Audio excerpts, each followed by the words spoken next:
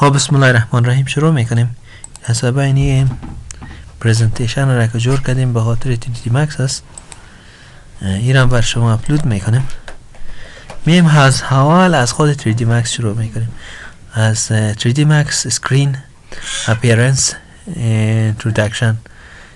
چه رقم است؟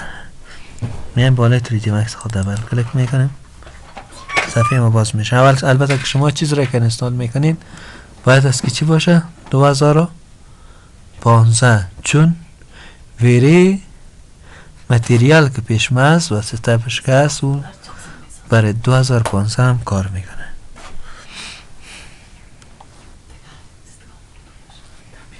خب وقت صفحه 3D Max باز کردین باید یک صفحه چی میشین؟ روبرو میشین.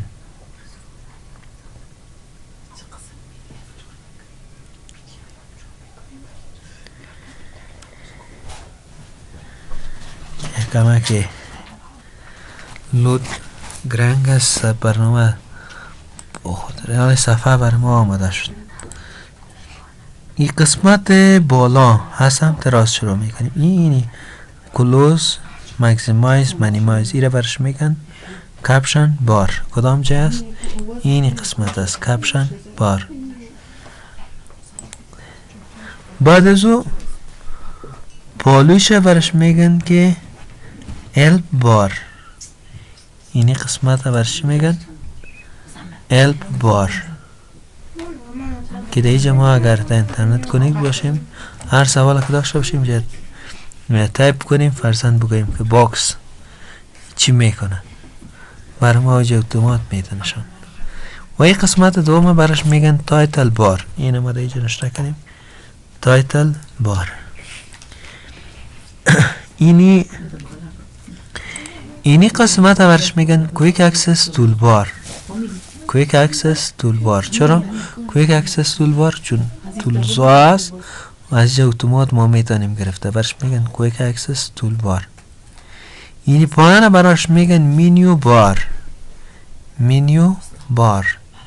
اینه برش میگن تول بار. تولز است. اینه ما اینجا گفتیم که چی است؟ اینه گفتیم تول بار. میم پایان اینی قسمته.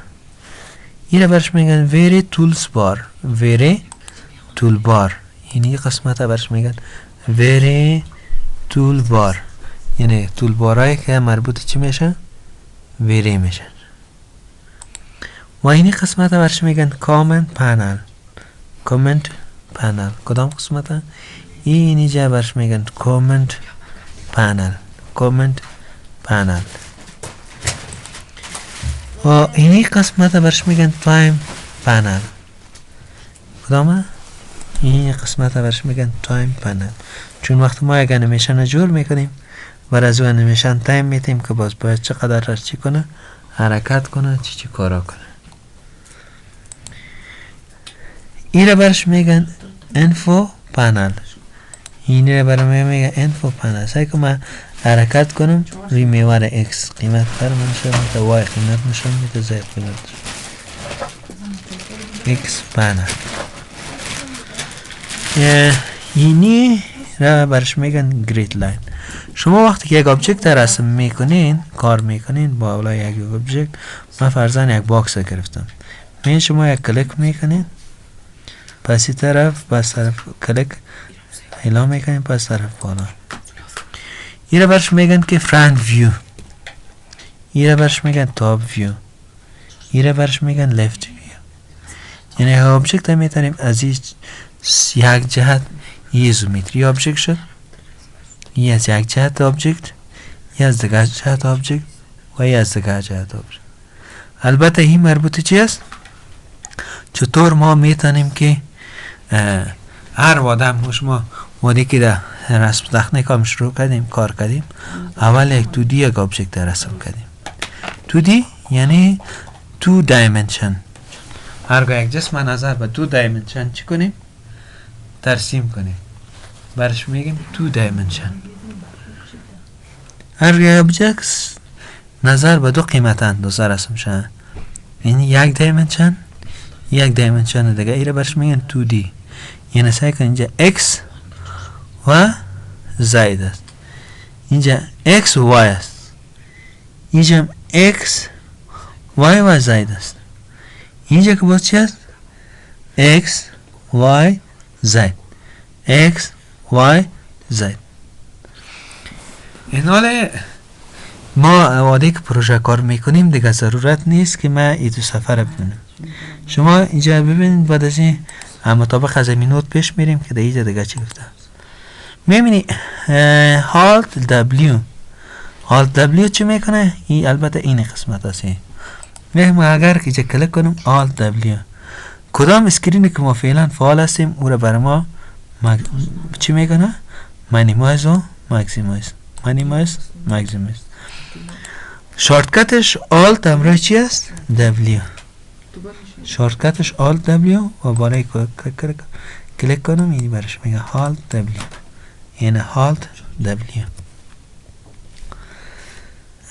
دوم گپ چیست؟ از یک بیم میگه رایت کلیک ریست لیاوت. چی مانو؟ من میگم هالت W پس این دولت هادی میارم. شما یعنی یک وقت این تو اینی اسکرینتانه میشه که بین از شکل کلان کنید یا میشه که اینجا قسمت که آمدین طرف بالای را کلیک کنید. پس بالای از اینی کلیک راست کنم ریست لیاوت بکنم پس بالا تادیش میاره. شما اینجا آمدین را کلان ساختین سرزی پس این تو رایت کلیک ریست لیاوت پس بالا تادی میاره.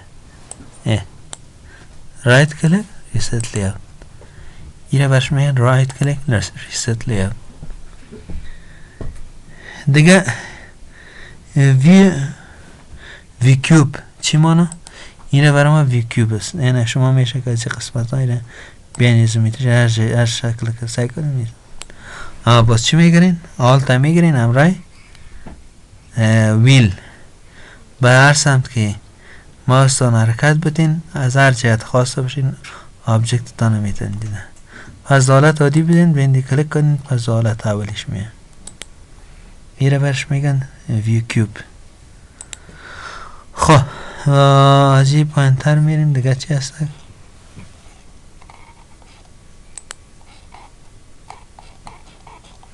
چطور یک لکچر دو لکچر دکای سیف نشده.